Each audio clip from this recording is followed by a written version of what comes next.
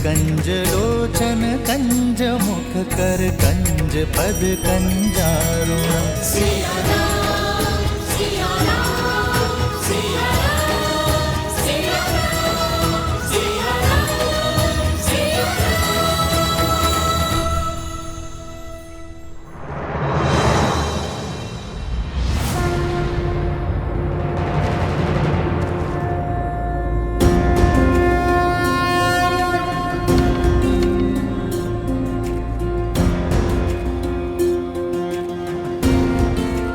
बहुत इच्छा थी तुम दोनों से पुनः भेंट करने की, परंतु इस प्रकार नहीं। मन में कई प्रश्न हैं जिन्हें सर्वप्रथम अयोध्या में धर्म का गान गाते सुना था तो मन में आदर उठा था। राम राज्य की हर कल्पना को साकार करते दिखाई दिए तुम दोनों। जहां गए असहायों की सहायता की, पीड़ितों की पीड़ा हरी, असुरी शक्तियों का विनाश किया। मन आतुरता तुमसे भेंट करने के लिए, तुम्हारी पीठ थपथपाने के लिए, परंतु अचानक धर्म के प्रतीक अश्व को रोककर राज्य के विरुद्ध क्यों खड़े हो गए तुम दोनों? मेरे भाइयों, मेरे साथियों को हानि पहुंचाई, कदाचित तुम दोनों को समझने में मुझसे भूल हो गई है। और अब जब यह युद्ध आवश्यक है तो अपने धनुष को नीचे रख दिया।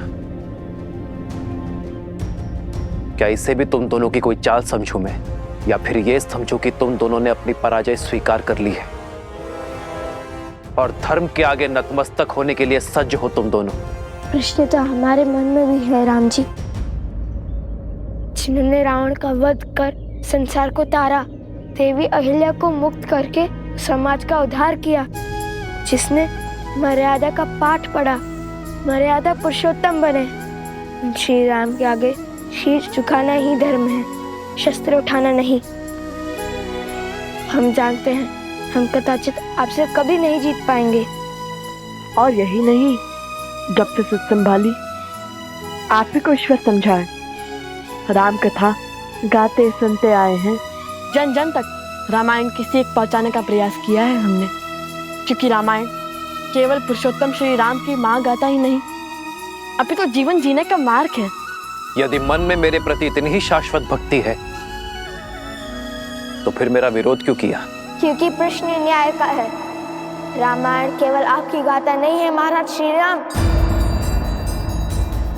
उसमें एक नाम और भी जुड़ा है, जिसके बिना श्री राम भी अधूरे हैं और रामायण भी।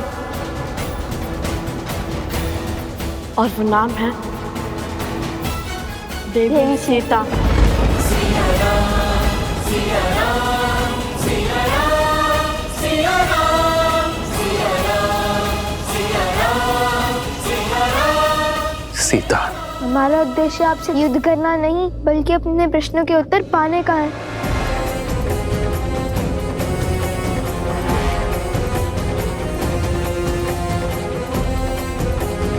कैसा प्रश्न? वो प्रश्न जो हर उस जन के मन में है जिसने रामायण पढ़ी, सुनी या घटित होते हुए देखी। वो प्रश्न जिसका उत्तर ना मिला तो रामायण की कथा को कभी संपूर्ण नहीं होने देगा।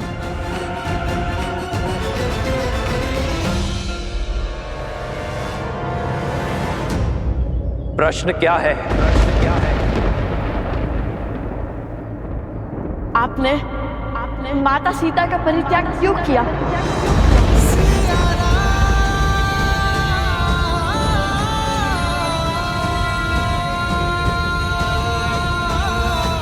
सो कुछ पूछ रही हूँ, कहाँ है लवकुश? और प्रसूता से तुम्हें लवकुश के साथ आने का संदेश भिजवाया था, तुम यूं अकेले क्यों आ गए? ऐसी कौन सी बात हो गई माता जो हम तीनों को साथ में बुला लिया? मुझे बताइए, मैं आपका संकट हल कर देता हूँ। संकट की बात नहीं, भोजन की बात है। खीर बनाई है, तुम तीनों को भाती है ना? चलो चलकर खा लो। भोजन, और वो भी खीर? अरे भोजन ही तो कारण है हमारे पीछे का। मैं तो लवकुश के साथ ही था, पहले इसीलिए आ गया ताकि भर पेट खा सकूं। आप एक कार्य कीजिए माता, आप पहले अपने इस पुत्र को खिला दीजिए। सदा तो तुम उनके साथ भोजन करने की हट करते हो, किंतु आज खीर की लालच में मित्रता भूल गए। भूख तो हर संबंध भुला देती है माता, वैसे भी उन्हें समय लगेगा। समय लगेगा? क्यों? ऐसे कौन से कार्य में व्यस्त है वो दोनों? वो लवकुश, श्री राम। श्री राम? श्री राम कथा, श्री राम कथा माता। रामायण को और विस्तार से समझने का प्रयास कर रहे हैं। रामायण को समझने का प्रयास? किंतु वो दोनों तो रामायण का एक एक शब्द समझते हैं और संसार को भी समझाते हैं। अकस्मात ऐसा क्या हो गया कि उन्हें रामायण को विस्तार में समझने की आवश्यकता पड़ गई? वो क्या है ना माता, श्री राम माता सीता लौटने के बाद जो घटा, उसी को लेकर उनके मन प्रश्नों से भर गए हैं। बस उसी का उत्तर जानने का प्रयास कर रहे हैं। तुम दोनों ने प्रभु के दर्शन किए?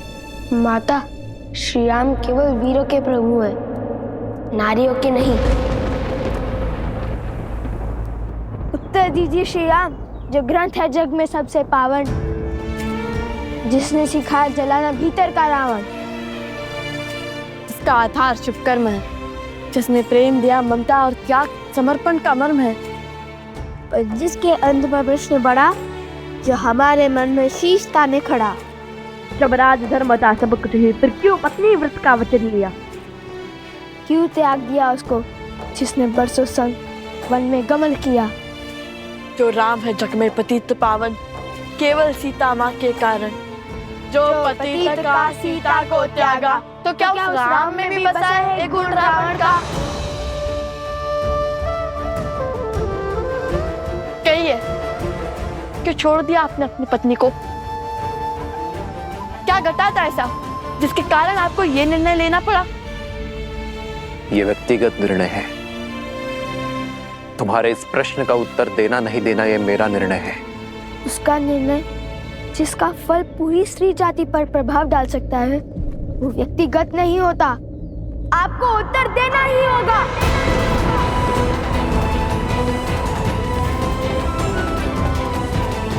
प्रश्न केवल हमारे मन में नहीं, अभी तो सदियों तक लोगों के मन में उठेंगे। सब इसका उत्तर जानना चाहेंगे। हमारे मन में जो आपकी छवि है, उसे जोड़ने का यही एक अवसर है। प्रभु श्री रामचंद्र के भाल पर ये तिलक नहीं, कलंक समान है। कलंक तो अवश्य रहेगा ये सदियों तक। इसका अर्थ ये नहीं कि आप इसका उत्तर ना दें। राजा पिता होता है प्रजा का, और इनके पुत्र मन में एक प्रश्न लेकर आए हैं, तो क्या पिता अपने पुत्रों के प्रश्नों का समाधान नहीं करेगा? ये निर्णय एक राजा और एक महारानी का था।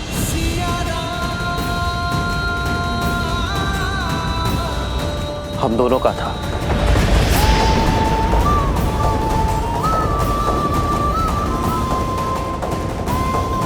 मुझे पूरा विश्वास है कि ये निर्णय केवल श्री राम का नहीं, अपितु सीता राम का है। तुमने अपना धनुष हटाकर, शीश झुकाकर मर्यादा और धर्म के अनुसार यह प्रश्न मुझसे पूछा है, और एक राजा होने के नाते ये मेरा दायित्व है कि मैं तुम्हारे प्रश्नों का उत्तर दूं। तुम दोनों जानना चाहते हो ना कि अयोध्या के भीतर क्या हुआ था? तो सुनो। सतीत्व की दुहाई देने वाली आज मुंह छिपा कर क्यों जा रही है? दशानन जैसा बलि जिसे पाना चाहे उसे छोड़ कैसे सकता है? यदि हमारे रघुवंशी ऐसा समाज बनाना चाहते हैं जहां स्त्रियों की त्रुटियों पर पर्दा डाला जाए, तो ऐसे तो हम दूसरे नगर में पहुंच जाएंगे भाई। मैं मर्यादा पुरुषोत्तम राम नहीं हूं। मैं ऐसी स्त्री को नहीं अपनाऊंगा जो किसी अन्य पुरुष के साथ रहकर आई हो। हम दोनों अपने राज्य का परित्याग कर देंगे तो ना ही कोई प्रश्न उठेंगे और ना ही कोई उत्तर की अपेक्षा करेंगे। हम दोनों नहीं, केवल मैं आ रहा हूं। जिस क्षण महाराजा राम महारानी सीता को त्यागेंगे, उसी क्षण अयोध्या के सब दुख मिट जाएंगे।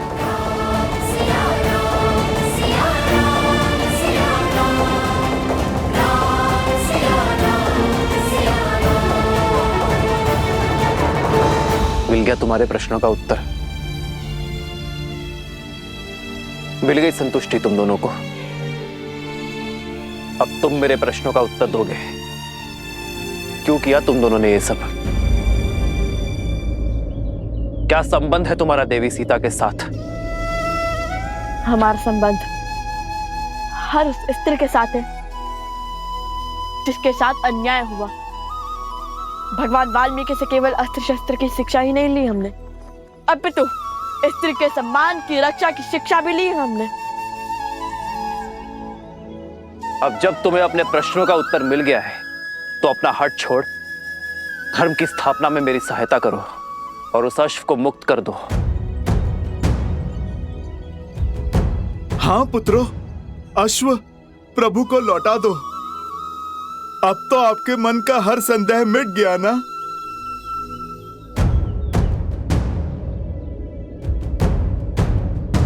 अर्थात जिस अयोध्या की प्रजा के लिए यज्ञ हो रहा है, उसी अयोध्या ने माता सीता पर लांछन लगाकर उन्हें आपसे और आपके परिवार से भिन्न कर दिया।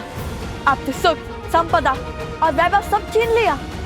जिस स्त्री ने बिना एक प्रश्न किए 14 वर्ष आपके साथ वनवास स्वीकारा, जिसने रावण के पास से निकलते ही अग्नि परीक्षा का दंश भोगा, उस पवित्र देवी सीता पर इतना घोर लांछन लगाने वाली प्रजा को आपने दंड तक नहीं दिया। आपने उन्हें शांत करने के लिए माता सीता से भिन्न होना चुना। प्रजा के मुख में पत्नी का हर समर्पण भूल गया।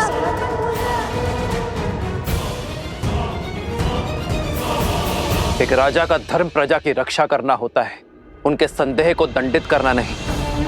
राजा का धर्म उसकी प्रजा को उचित मार्ग पर ले जाना होता है, उन्हें अपराधी बनाना नहीं। स्वीकार लिया कि अद्भुत है चाचा राम और उनका न्याय, किंतु क्या कर्तव्य की डोर केवल अयोध्या के राजा राम से बंधी थी, माता सीता के पति से नहीं? वो वन वन भटकती फिर रही होंगी, आप महलों में रहने वाले, रथों पर चलने वाले। क्या आपको देवी सीता का दुख का आभास नहीं हुआ? लवकुश, मेरे प्रभु से बात शब्द साध कर करो। आधा ज्ञान सबसे घातक होता है। आधा ज्ञान? अरे अपनी आंखों पर से भक्ति की पट्टी हटाइए हनुमान जी। पट्टी तुम्हारी आंखों पर है। जो मैंने देखा है वो ना आपने जाना है और ना ही अयोध्या की प्रजा ने। अपना राजा होने का दायित्व निभाते हुए माता सीता के पति होने की भागीदारी से विमुख नहीं हुए हैं मेरे प्रभु श्री राम।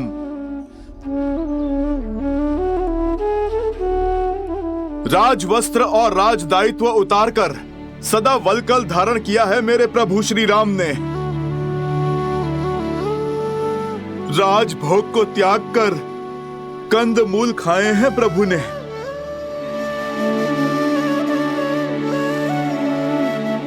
कोमल शैया छोड़कर कृषा पर सोए हैं मेरे प्रभु श्री राम। मेरे प्रभु के लिए तो ये राजवस्त्र कांटों के समान है। उनका सुख तो उसमें है जो वलकल उन्होंने 14 वर्षों तक माता सीता के साथ पहने हैं। प्रभु का सुख तो माता सीता की स्मृतियों में है। राम सिया राम, सिया राम, जय जय राम। क्षमा करिए, हमें प्रभु श्री राम के त्याग की स्थिति का अनुमान नहीं था। किंतु ऐसा नहीं है कि हमारे प्रश्न अनुचित है।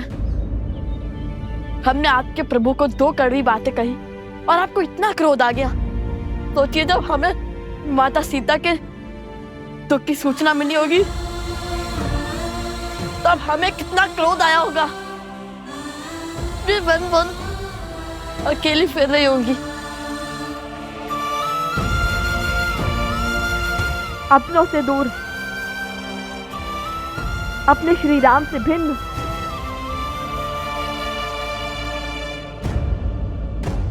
कृष्ण अभी वही है, प्रजा के साथ न्याय करते करते अपनी पत्नी के साथ अन्याय क्यों?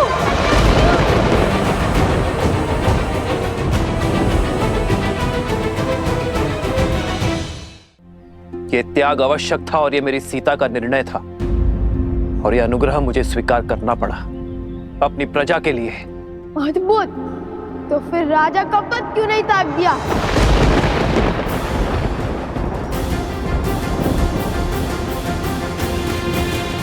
इच्छा यही थी, पर मेरी सीता ने मुझे स्मरण करवाया कि मैं उस कुल का वंशज हूं जहां प्राण देकर भी वचन निभाया जाता है, और मैं अयोध्या के सिंहासन को अपनी निष्ठा का वचन दे चुका था। लवकुश, संसार में प्रकाश तब होता है जब सूर्य की किरण उससे दूर जाती है। वर्षा की बूंदें जब मेघ को त्यागती हैं, तभी धरा की प्यास बुझती है। मैं उस वंश से हूं जहां महाराजा हरिश्चंद्र ने अपनी प्रजा और अपने वचन के लिए अपनी पत्नी और पुत्र तक को चांडाल को बेच दिया था। रघुकुल की रीत निभाई, किंतु आधी महाराज। मौन, मौन।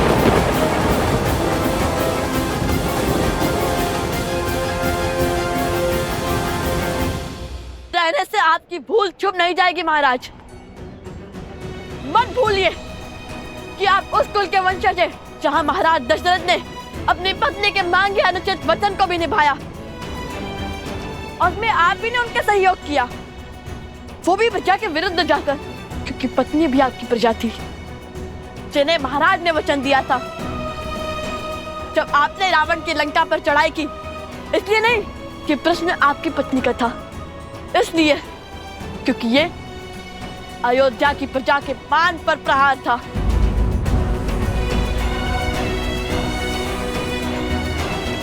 ठीक कहा आपने, सूर्य को किरण से अलग होना पड़ता है प्रकाश के लिए, तो चलता है किंतु उसके अंदर छाव नहीं होती। आप रघुकुल के सूर्य हैं, आप वो दीपक कैसे बन गए जिसके तले अंधकार है?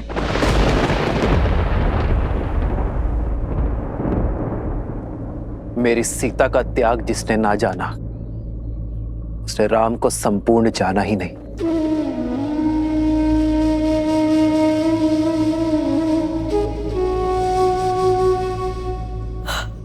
आज नहीं तो कल आपके निर्णय पर प्रश्न उठेंगे जिनके उत्तर के बिना रामायण संपूर्ण नहीं होगी।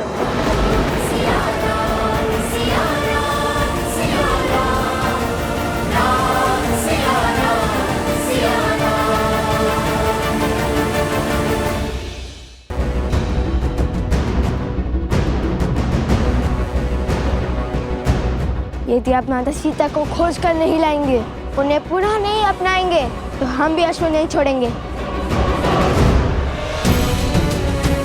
स्वर्ण की मूर्ति रख देने से प्रेम सिद्ध नहीं हो जाता। माता सीता के हाथों आहुति दिलवाकर कीजिए रामायण संपूर्ण, अन्यथा उठाइए अस्त्र, हम युद्ध के लिए सज्ज हैं।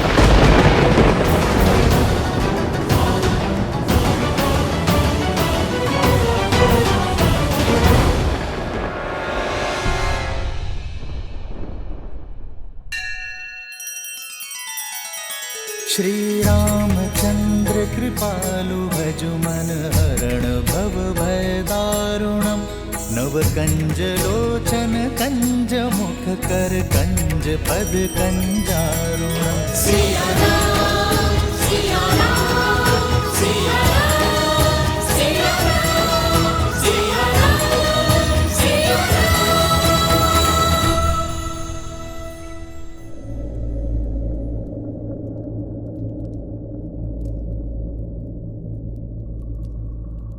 लवकुश अब तक नहीं आए। ऐसा क्या खोज रहे हैं रामायण में? सोम, तुम भोजन करो, मैं उन्हें लेकर आती हूँ। नहीं माता, आप। मैं शीघ्र ही लौट आऊंगी। तब तक तुम भोजन का आनंद लो। और हाँ, भोजन समाप्त किए बिना उठना नहीं। तब तक मैं उन दोनों की सुध लेकर आती हूँ। ये किस संकट में फंस गया? लवकुश तो आश्रम में है ही नहीं और भोजन समाप्त किए बिना उठ नहीं सकता। कहिए श्री राम, खोजेंगे हमारे साथ माता सीता को, रखेंगे स्वर्ण प्रतिमा के स्थान पर स्वयं माता सीता को।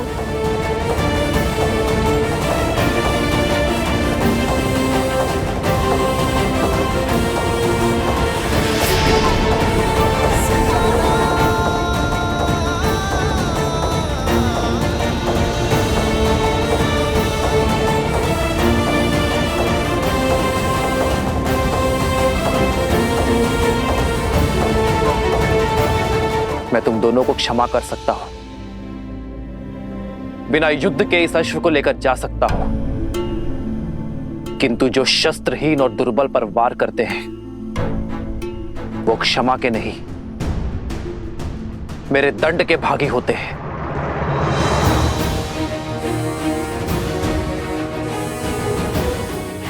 क्या? शस्त्रहीन और दुर्बल? हमने कभी ऐसा पाप नहीं किया। किसकी बात कर रहे हैं आप? संदेह था मुझे, परंतु विश्वास का पलड़ा अधिक भारी था मेरे मन में कि वो दिव्य ऋषि कुमार ऐसा नहीं करेंगे। परंतु कथनी और करनी में अंतर दिख रहा है मुझे। मैं तुम्हारे पाप का दृश्य देखकर आया हूं। लज्जा से नेत्र झुक गए मेरे। अपनी शक्ति का प्रदर्शन करने के लिए तुम दोनों ने पूरे गांव को भस्म कर दिया।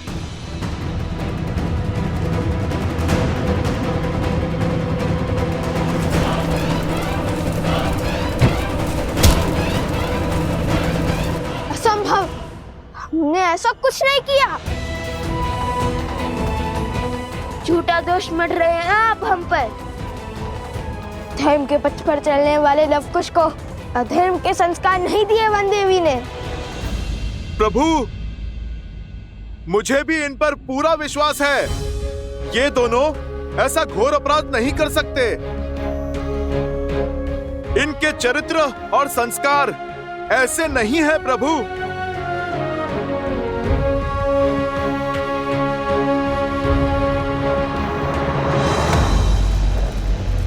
अच्छा हुआ भैया, हमने उस गांव पर अपनी माया का खेल नहीं खेला। लवकुश बनकर गए अवश्य, पर सत्य में त्राही त्राही मचाकर लौट आए। यदि हम उन गांव वालों के साथ सम्मिलित हो जाते तो सत्य की मूरत वो राम क्षण भर में हमें पहचान लेता। अब जो बीज बोया है उसका फल पकते हुए देखना है। शीघ्र ही राम का क्रोध हर सीमा लांघ जाएगा। और कहते हैं ना, क्रोध विवेक का शत्रु होता है। श्री राम, आपको अवश्य ही कोई अनुचित सूचना मिली है। यदि यह विश्वास है, अब भी हमारे से धड़ से अलग कर दीजिए। आपसे जीतना तो वैसे भी असंभव है हमारे लिए, किंतु माता सीता के सम्मान के लिए यह युद्ध अंतिम श्वास तक लड़ेंगे हम।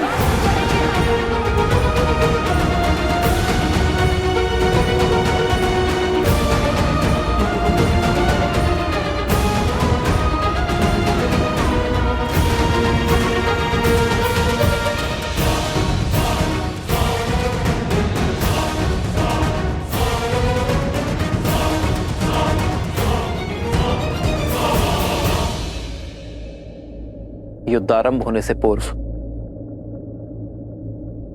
मेरी एक अंतिम बात और सुन लो।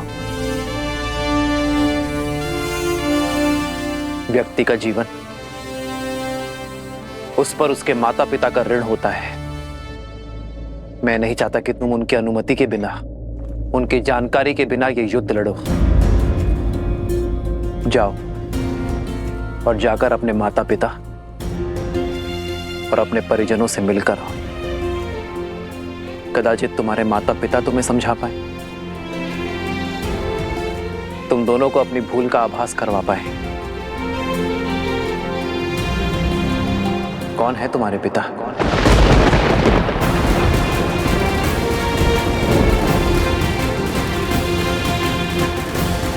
लवकुश मेरे ही पुत्र है, श्री राम के तने हैं, रघुकुल के वंशज हैं।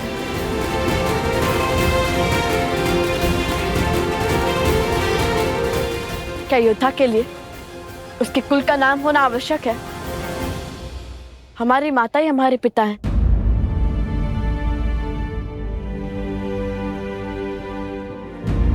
उन्होंने कभी हमें पिता की कमी आभास होने नहीं दी।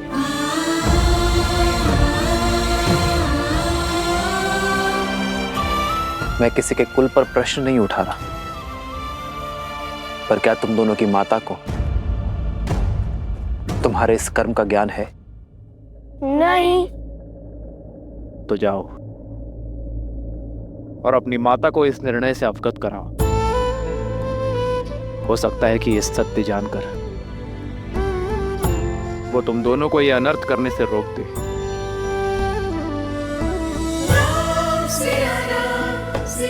जाओ बालकों।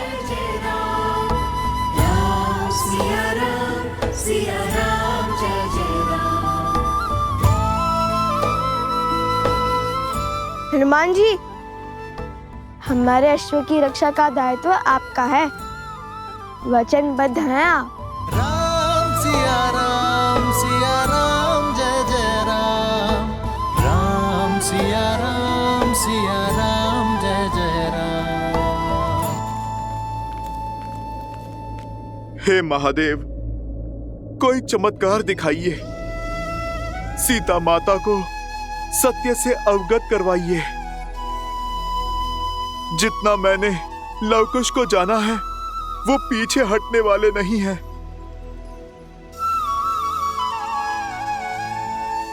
महादेव, अब तो आपके ही अंश श्री राम भक्त हनुमान ने गुहार लगाई है। आप तो नियति का खेल बदल सकते हैं ना। सीता को सत्य का ज्ञात कराइए, अन्यथा एक पिता अपने पुत्रों के अंत का कारण बन जाएगा। ये तो आप भी जानते हैं ना कि लव और कुश श्री राम से नहीं जीत पाएंगे। यदि ये युद्ध हुआ तो श्री राम लव कुश को मार देंगे। महादेव, आप मौन क्यों हैं?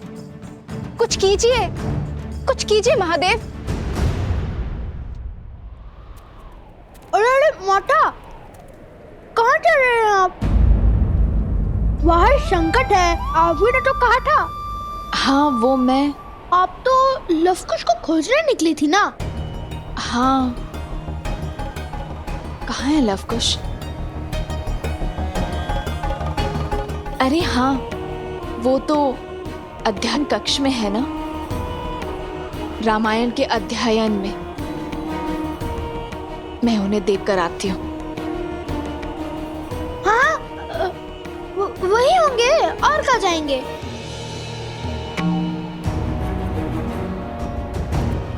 कह तो दिया, किंतु वो अध्ययन कक्ष में आएंगे कैसे? आज हर भेद खुल जाएगा।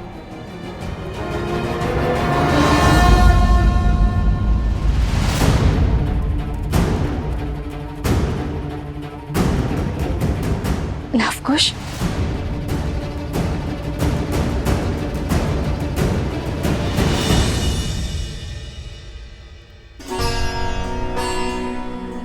मारे गए।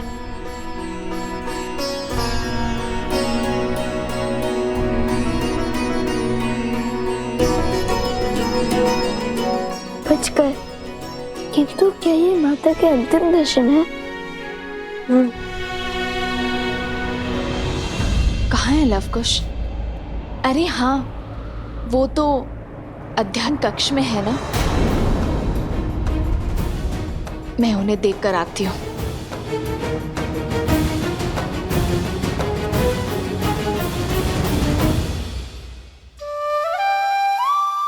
बाल बाल बचा भी इसी क्षण निकल जाता हूँ। अन्यथा ये सियाराम के लाल मुझे पुनः फंसा देंगे। क्या बात है, आज इस समय रामायण अध्ययन का विचार कैसे आया? रामायण रामायण तो एक भाव है माता, कभी भी खर कर जाता है। मन में जो प्रश्न व्याकुल किए हुए थे उन्हीं का उत्तर ढूंढ रहे थे। कैसा प्रश्न? जिस निर्णय ने मर्यादा पुरुषोत्तम प्रभु श्री राम पर लांछन लगाया, उन्हें कलंक का भागी बनाया, राम सिया को भिन्न किया, और आप इतने विश्वास के साथ कैसे कह सकती है माता कि इस निर्णय में माता सीता की भी सहमति थी? यह निर्णय माता सीता का ही था। राम सीता का त्याग नहीं कर सकता। किंतु राम सीता का त्याग नहीं कर रहा है। महाराजा राम महारानी का त्याग करना होगा। हम दोनों अपने राज्य का परित्याग कर देंगे तो ना ही कोई प्रश्न उठेंगे और ना ही कोई उत्तर की अपेक्षा करेंगे। हम दोनों नहीं,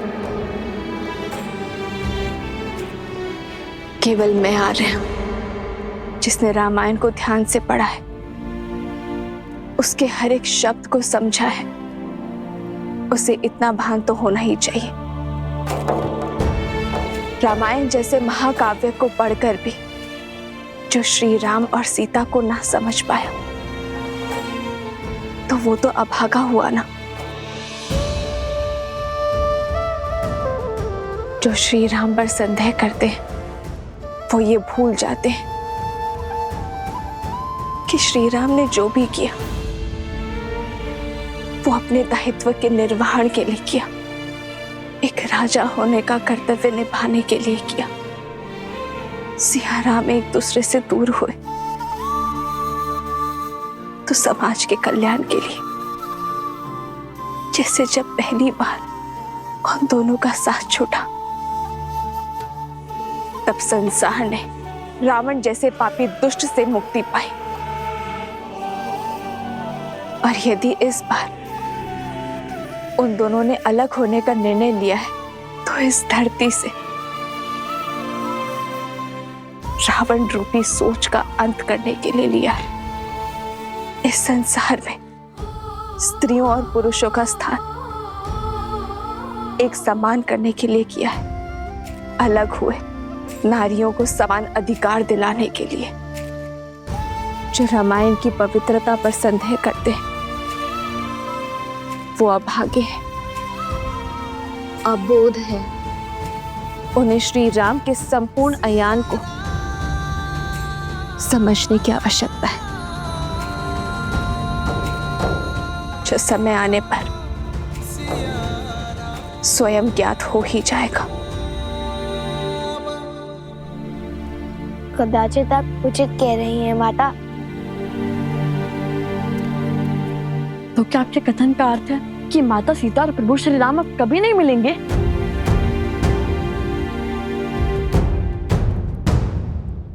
नियति चाहे जितना चाह ले, धरती को आकाश से दूर करने का, किंतु क्षितिज में जाकर सांझ का मंद तेज दोनों को एक कर ही देता है। हाँ, मैं ये नहीं जानती कि सिया राम के जीवन में वो सांझ कब आएगी। माता, वो समय हम लाएंगे जब प्रभु श्री राम और माता सीता फिर से एक होंगे। क्षितिज, हम करेंगे रामायण संपूर्ण।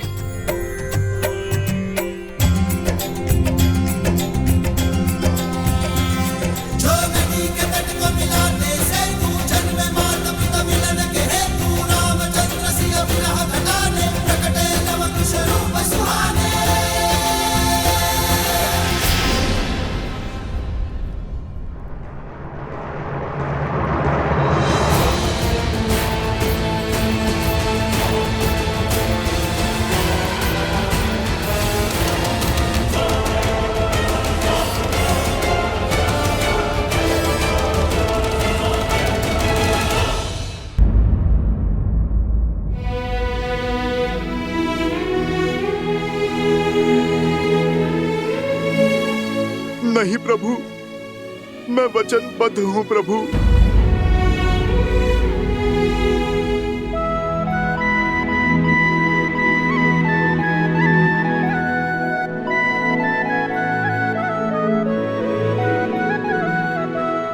मैं तुम्हें वचन तोड़ने के लिए बाध्य नहीं करूंगा हनुमान। लगता है एक राम भक्त को दूसरे राम भक्त से अधिक मोह हो गया है, या कदाचित भक्त के मन में भी विद्रोह ने जन्म ले लिया। क्षमा कर दीजिए भगवान वाल्मीकि, अब मुझे आपका वचन तोड़ना होगा। मुझे हर पाप का दंश स्वीकार है, किंतु पिता के हाथों पुत्र की मृत्यु होते देखने का महापाप नहीं।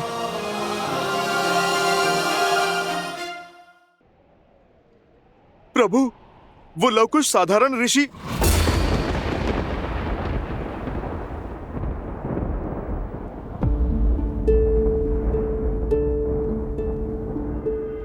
मैं सब समझ गया, अब और कुछ कहने की आवश्यकता नहीं है। वचन से बंधे हो इसलिए अब तक मौन थे, तो अब भी कुछ मत कहो हनुमान। इस संसार में वचन से बड़ा और कुछ नहीं। किंतु प्रभु, आपका जानना आवश्यक है। प्रभु, वो बालक यहाँ है। हम लौट आए।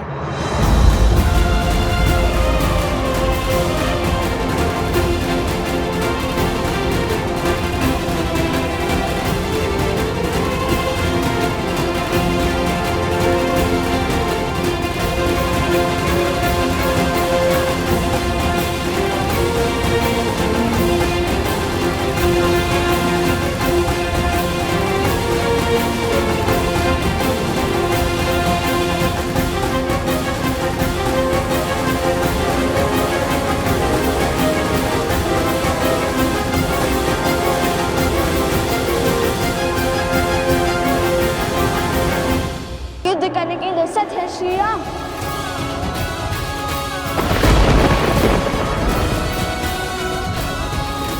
अश्व पकड़कर जो चुनौती ली है उससे पीछे नहीं हटेंगे लवकुश।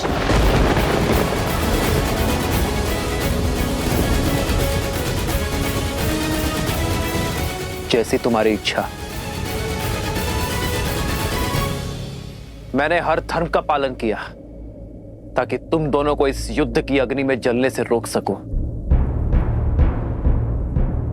और यदि युद्ध करने की ही मंशा है तुम्हारी तो तथास्तु।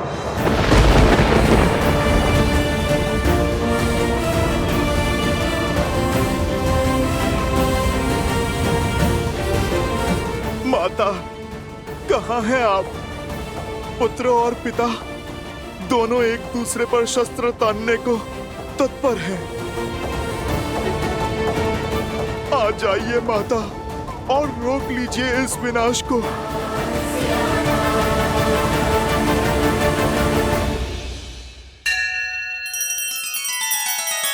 श्री रामचंद्र कृपालु भजु मन हरण भव भय दारुणम। नव कंज लोचन कंज मुख कर कंज पद कंजारुणम। सिया राम, सिया राम, सिया राम, सिया राम, सिया राम, सिया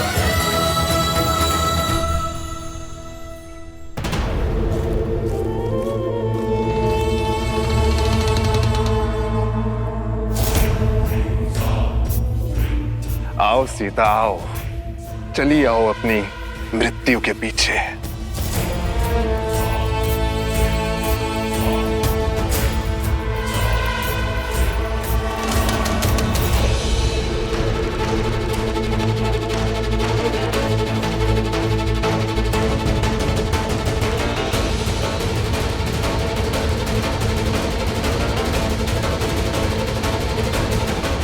ये भक्षण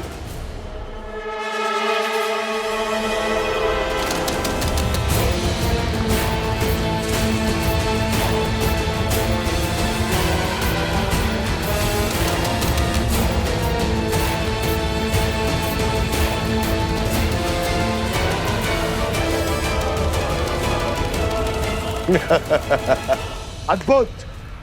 शक्ति को युक्ति से काटा है तुमने शूर्पणखा। क्या योजना बनाई है सीता को राम और लव कुश के युद्ध से दूर ले जाने की। सीता का आश्रम में वास इस युद्ध में बाधा डाल सकता था और अब हम हार का भार नहीं उठा सकते हैं भैया। अब जब राम लवकुश पर अस्त्र चलाएगा और जब लवकुश उसके वार का प्रतिकार देंगे और तब उस क्षण का साक्षी समस्त त्रिलोक बनेगा और ऐसे में ये बात सीता तक ना पहुंचे, ये तो असंभव है। इसलिए सीता को इस युद्ध और युद्ध भूमि से दूर ले जाना अति आवश्यक था भैया। और वचन से बंधा वो हनुमान चाह कर भी अपना मुख नहीं खोल पाएगा और चुपचाप इस विनाश का स्वांग देखता रहेगा। उत्तम शूर्पणखा, उत्तम।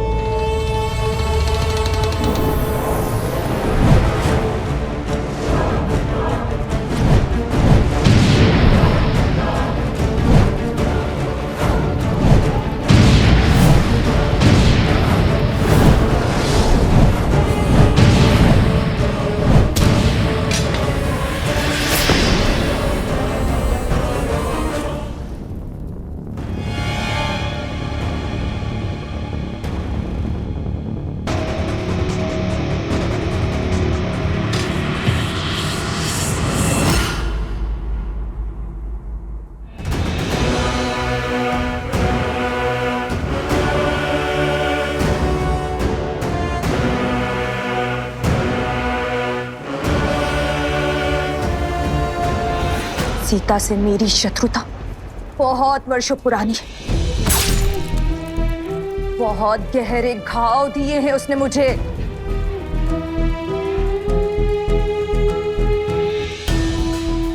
आज मैं उससे अपनी हर पीड़ा, हर दुख, हर कष्ट का प्रतिशोध लूंगी। आज उस सीता का अंत होगा। एक साधारण सी स्त्री होकर भी मेरी माया को हराया उसने। मेरे तिरस्कार का कारण बनी वो। मेरे कुल को लील गई और मेरे भ्राता को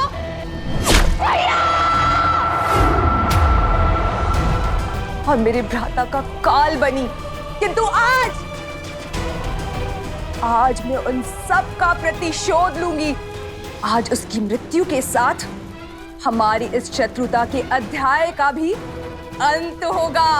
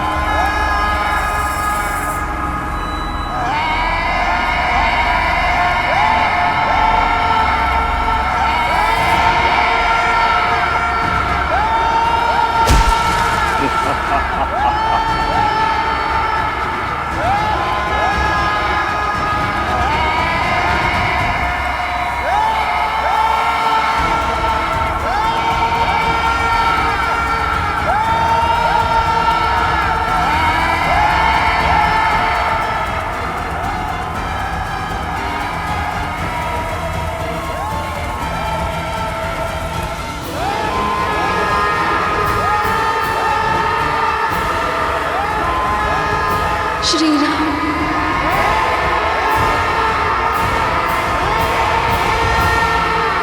आज हमारी चाल केवल राम सिया की नहीं बल्कि समस्त रघुवंश का अंत कर देगी।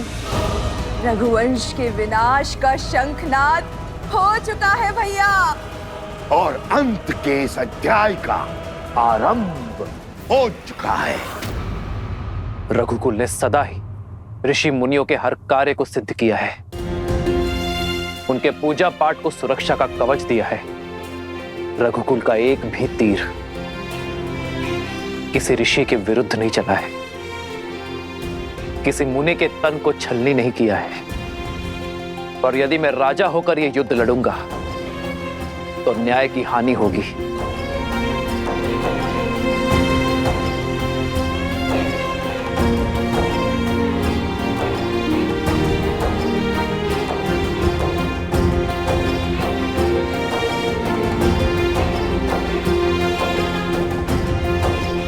प्रभु, ये क्या कर रहे हैं आप?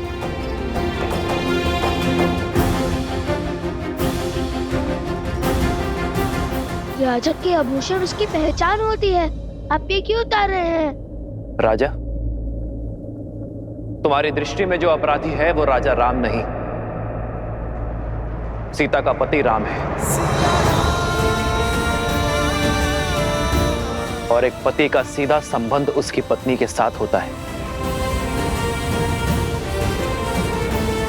जिसकी पत्नी वनवासी है, श्रृंगार और आभूषण धारण नहीं करती, तो तुम्हारे प्रश्न और प्रहार का उत्तर देते हुए ये पति भी आभूषण धारण नहीं कर सकता। और दूसरी बात, शास्त्रों के अनुसार एक राजा का ऋषि कुमारों से युद्ध करना वर्जित है, किंतु ऋषि कुमारों में द्वंद्व संभव है। तो इसलिए आज ये राजा राम कुछ समय के लिए अपना राजसी रूप त्याग कर एक वनवासी की भांति युद्ध लड़ेगा। श्री राम श्री राम श्री राम श्री राम श्री राम श्री राम श्री राम श्री राम।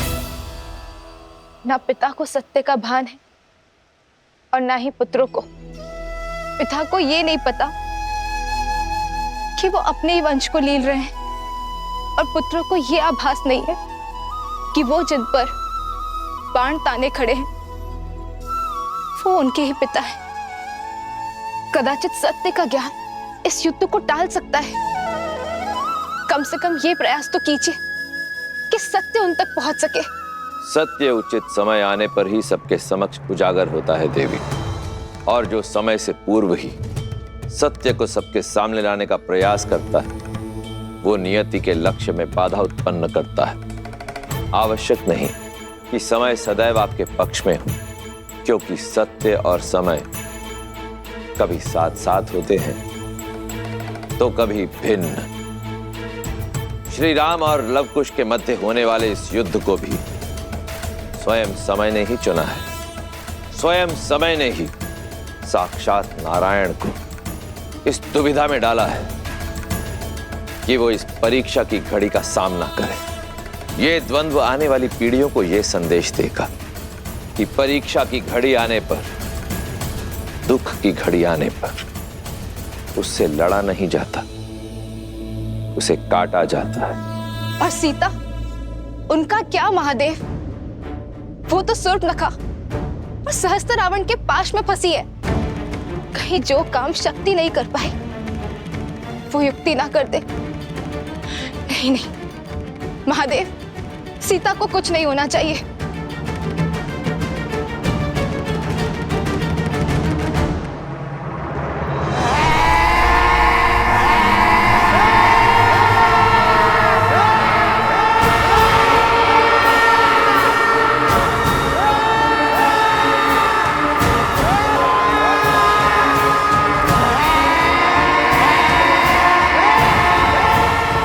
अरे, अभी से भयभीत हो गई तुम सीता? अभी तक तो तुमने विध्वंस का दंश झेला ही नहीं है।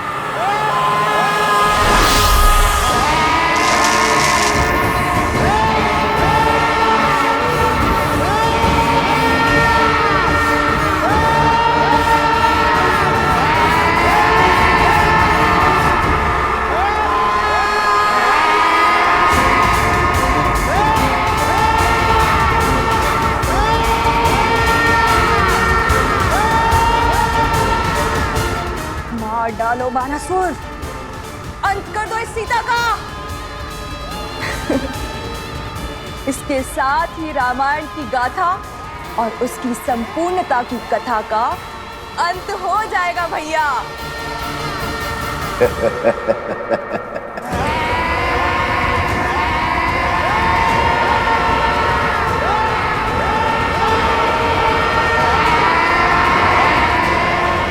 ये दीवारें तो मेरी समीप आ रही है।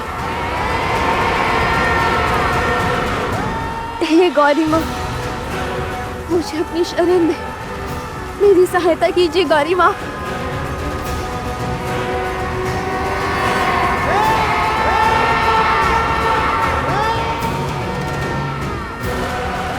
रक्षा करे माँ गौरी, रक्षा करे।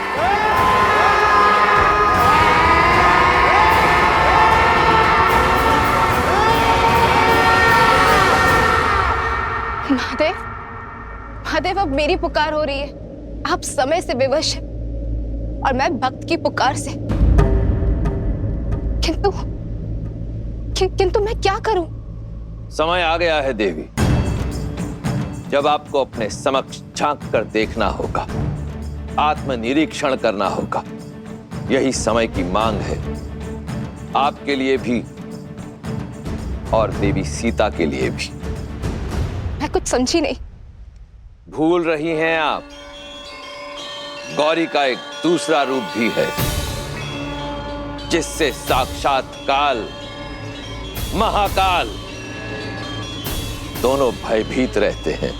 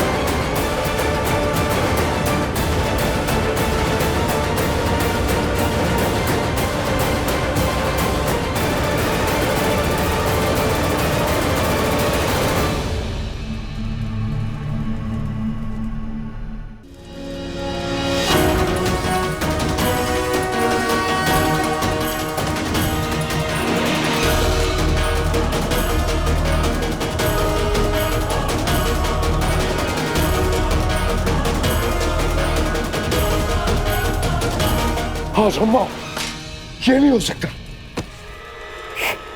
ये नहीं हो सकता।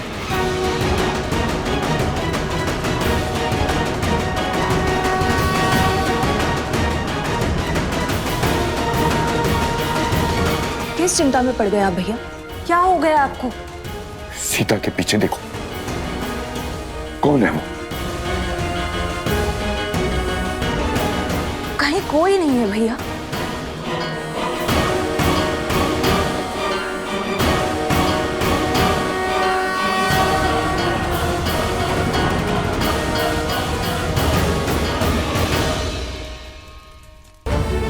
और यदि प्रभु ने ब्रह्मशिरा का आवाहन किया तो लवकुश का ही नहीं, बहुत से जीवों का संहार होगा।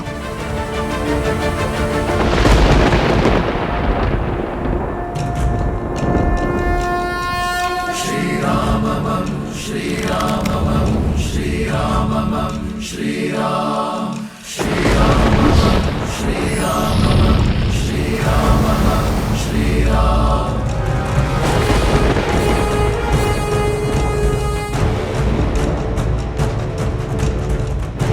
एक क्षण भैया, यदि श्री राम ने ब्रह्मास्त्र के विरुद्ध ब्रह्मशिरा अस्त्र का उपयोग किया तो हमारे पास उसका काट भी नहीं है। वो निर्णय उनका है।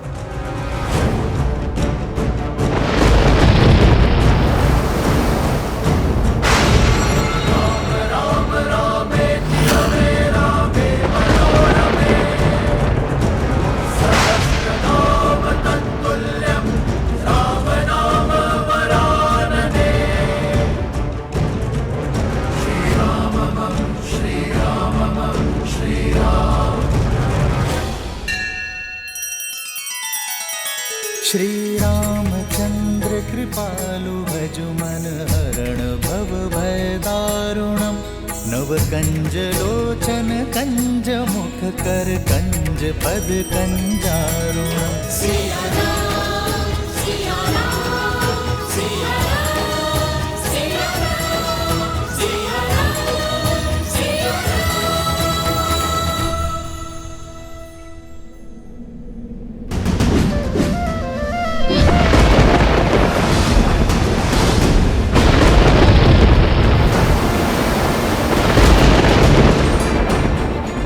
ब्रह्मास्त्र।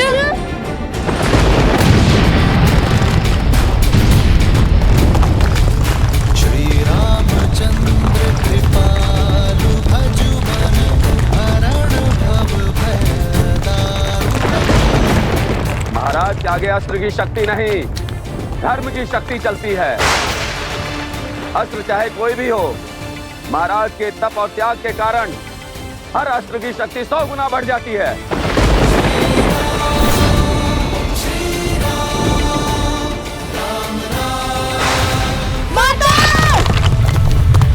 लवकुश!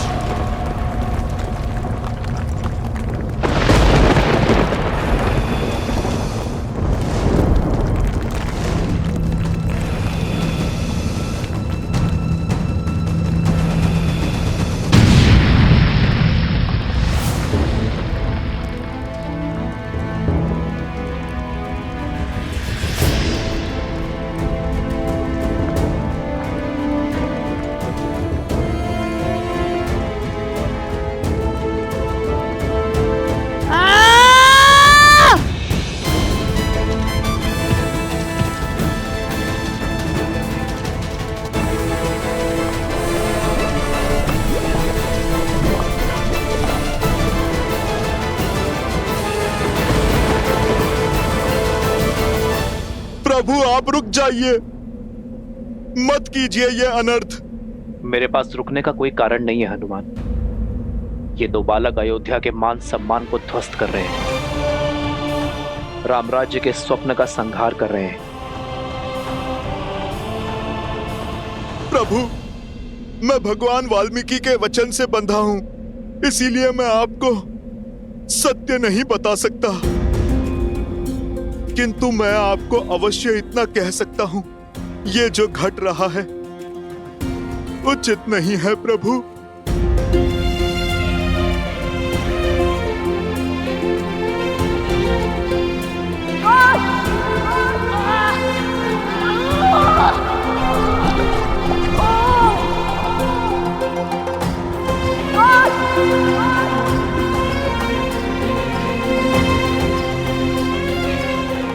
तुम ठीक कह रहे हो हनुमान। जो हो रहा है उचित नहीं हो रहा है, किंतु मैंने लव कुश को अनेकों अवसर दिए। मैं नहीं जानता भविष्य के गर्भ में क्या छुपा है। मैं नहीं जानता कि लव कुश के भाग्य में जीवन है या मृत्यु, किंतु ये इनके स्वयं के कर्म है जिसका फल उन्हें भोगना ही होगा।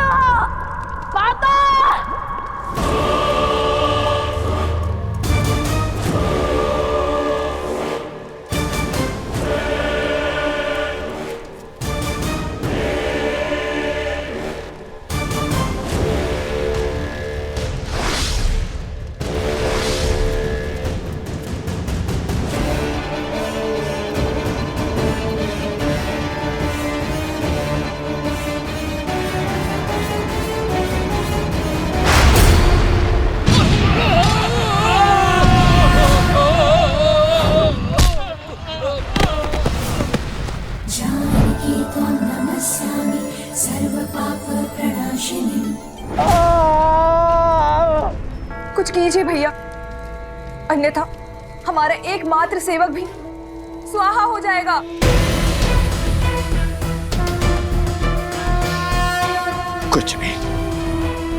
कुछ नहीं कर सकता मैं। ये चंचलाक्षी है। क्या हुआ है आपको भैया? कौन है ये चंचलाक्षी? कैसे जानते हैं आप इसे? क्या नाता है आपका उससे? बताइए भैया, उत्तर दीजिए भैया। कौन है ये चंचलाक्षी? क्या हो रहा है आपको भैया? भैया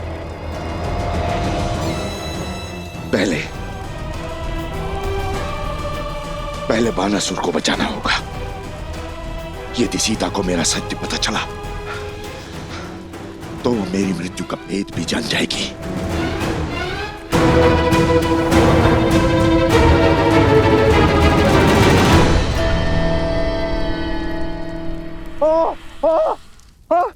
महाराज बचाइए, बचाइए महाराज। माता, माता।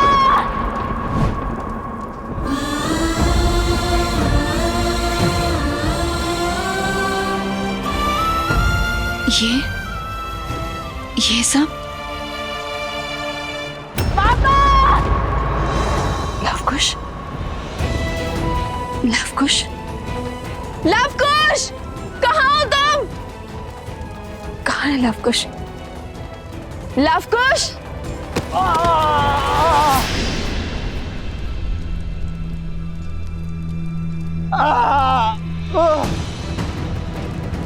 ये अवश्य इन असुर की कोई माया थी।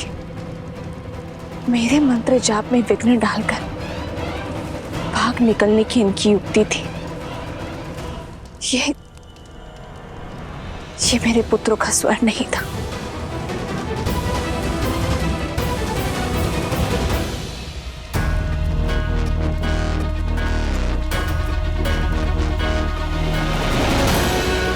रुक जाओ दुष्ट!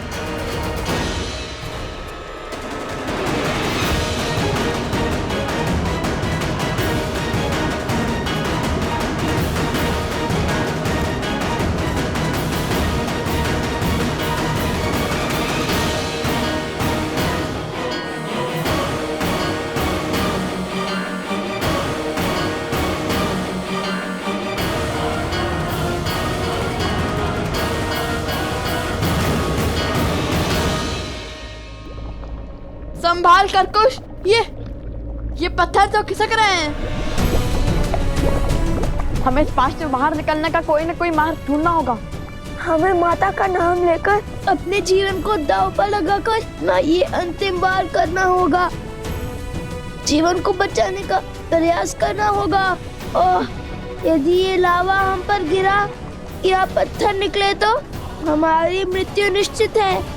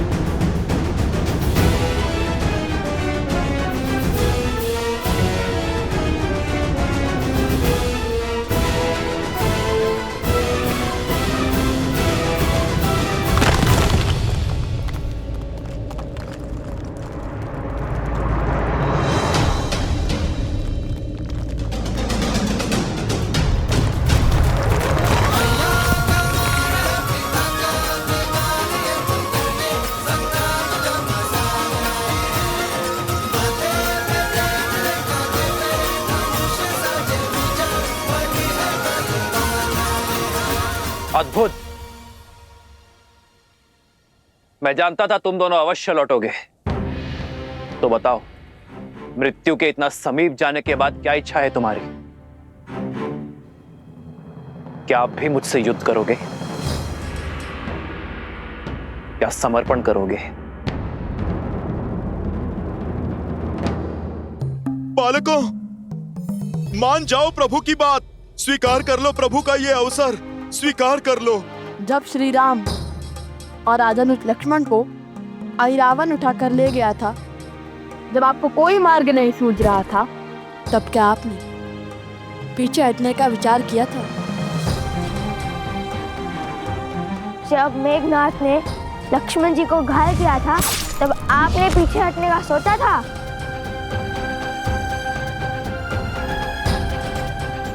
जिनके पास धर्म का साथ होता है,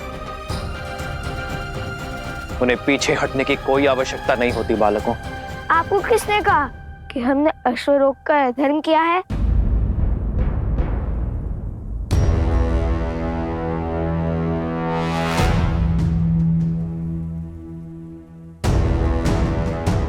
ये अश्वमेध का अश्व है, जो धर्मात्मा महाराज कौशल नरेश अयोध्यापति श्री राम की संपत्ति है और मर्यादा और धर्म की गति का प्रतीक है। जिसने भी इसे रोकने का साहस किया और अयोध्या की चतुरांगिनी सेना से युद्ध को आमंत्रण करेगा। हमने तो केवल ये चुनौती स्वीकारी है।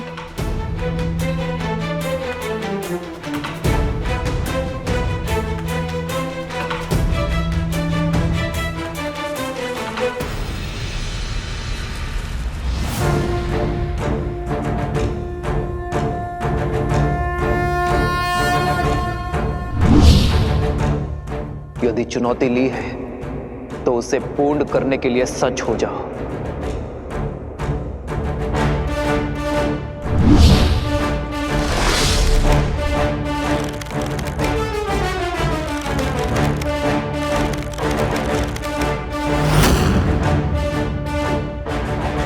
सावधान!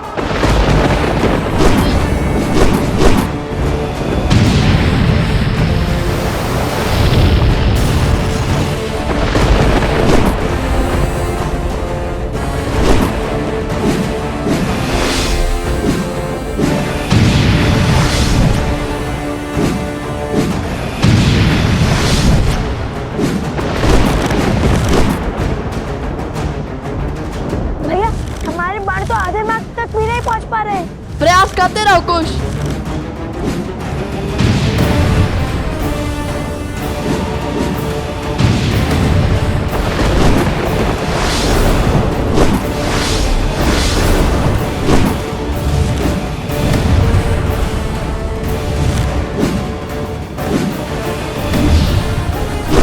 भैया, उनके माथे पर तो श्वेत तक भी नहीं उभर रहे और यहाँ हम मन और संबल हारते जाते हैं। शब्द नहीं, हाथ तक चलाओ कुश।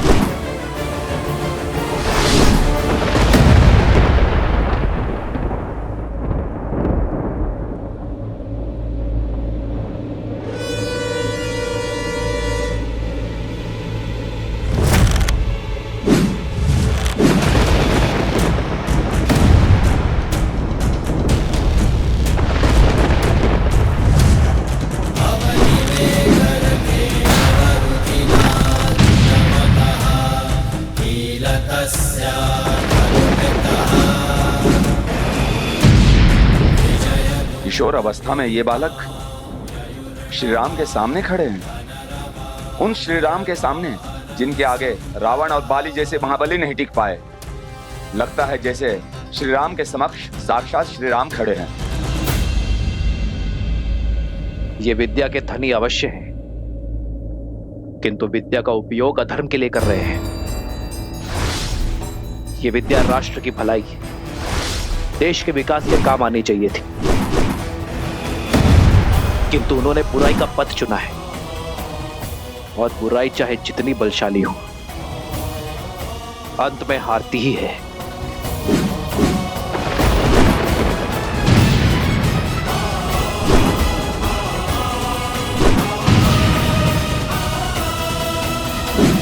यह युद्ध आज समाप्त होकर ही रहेगा। या तो ये बालक आज अपना हट त्यागेंगे या फिर प्राण। रघुकुल रीत सदा चली आई, प्राण जाए पर वचन न जाई।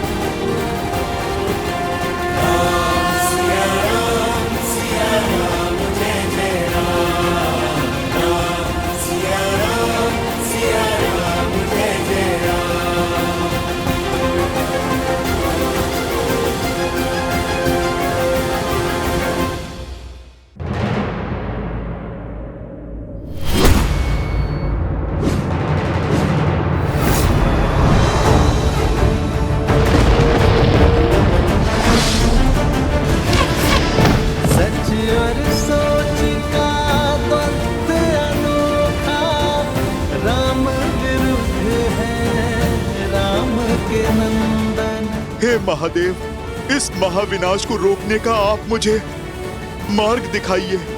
मेरे प्रभु और उनके वंशजों को इस अनर्थ से बचाइए महादेव।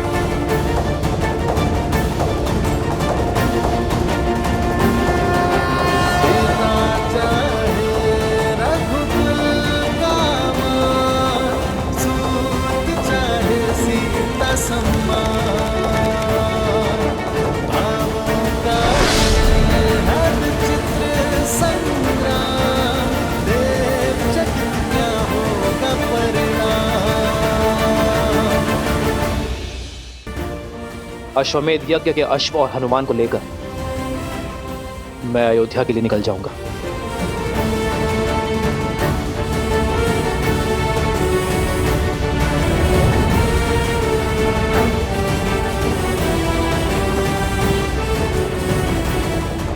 जाओ और जाकर हर भूल के लिए अपनी माता से क्षमा मांगो।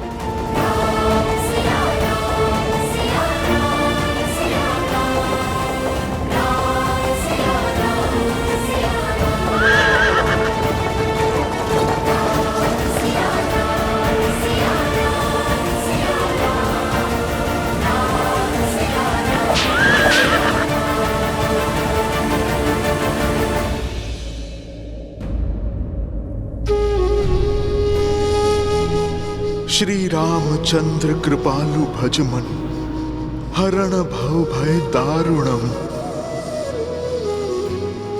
कृपा और दया के सागर है मेरे प्रभु श्री राम। यही उनकी महानता है। वो हर एक पापी को अंतिम अवसर देते हैं। उन्होंने रावण तक को दिया था, फिर आप दोनों तो उनके परम भक्त हैं। अपनी भूल सुधारिए। जाओ लवकुश, ये मेरी आपसे विनती है, अपनी माता को सब कुछ सच बता दो। फिर जो माता कहे आप वो ही करना।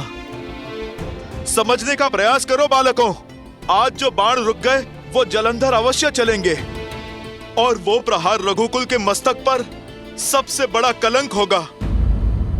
जाओ, आप अपनी माता से बात करो। यदि बता नहीं सकते तो उन्हें यहाँ पर ले आओ। हर समस्या का समाधान स्वयं हो जाएगा बालकों।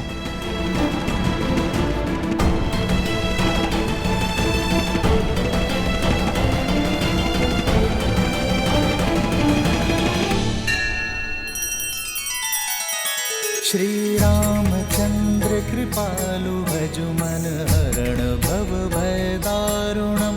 नव कंज लोचन कंज मुख कर, कंज पद कंजारुणम। सिया राम, सिया राम, सिया राम, सिया राम, सिया राम, सिया राम। लवकुश की पुकार की माया से आपने बानासुर को बचा लिया, परंतु आप स्वयं किस माया में फंसे जा रहे हैं भैया? क्या नाता है आपका इस गंधर्वी चंचलाक्षी से? और सीता के पीछे आपको वो क्यों दिखाई दे रही है? मुझे तो कुछ नहीं दिखाई दे रहा है।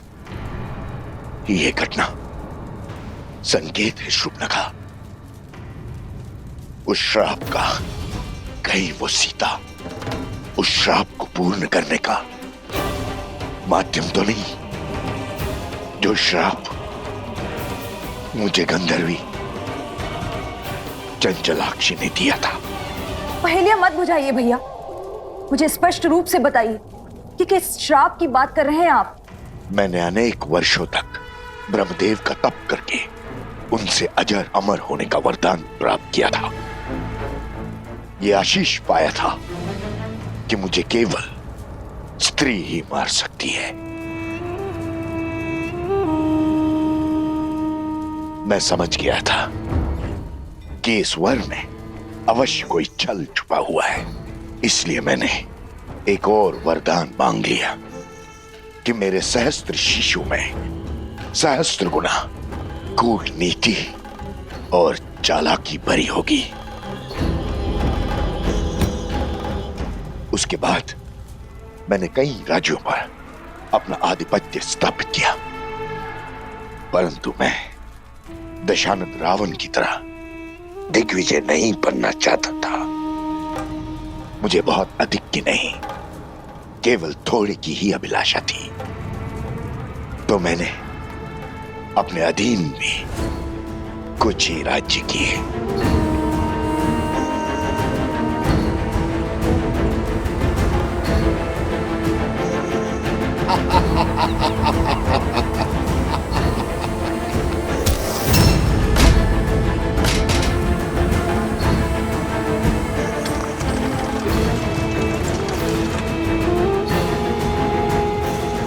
ये है हर किसी को अपने सामने झुकने पर विवश कर देने वाले सहस्त्र मुख। मैं अपना राज्य इन्हें सौंपता हूं। आज से यहाँ की हर वस्तु हमारी है। जाओ, हर रत्न, हर आभूषण, हर मूल्यवान वस्तु ले आओ हमारे समक्ष।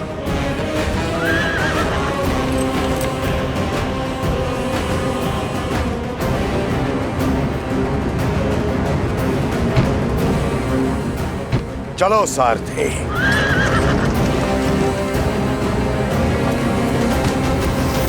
छोड़ो मुझे, छोड़ दीजिए, क्या कर रहे हैं? छोड़ दीजिए। हर अनमोल वस्तु लेकर मैं उस राज्य से निकल ही रहा था कि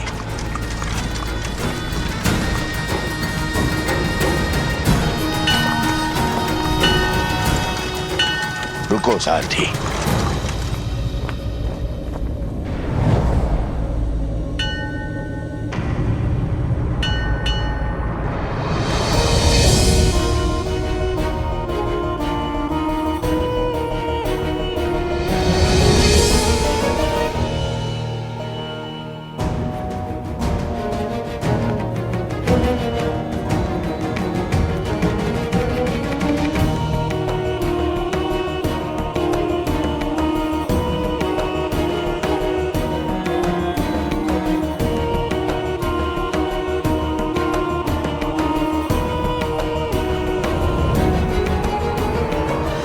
अद्भुत, अनुपम, ये तो संसार का वो धन है, वो ऐश्वर्य है जिसे मेरे पास होना ही चाहिए। इसे न भोगा, इसे न पाया तो वरदान का लाभ क्या।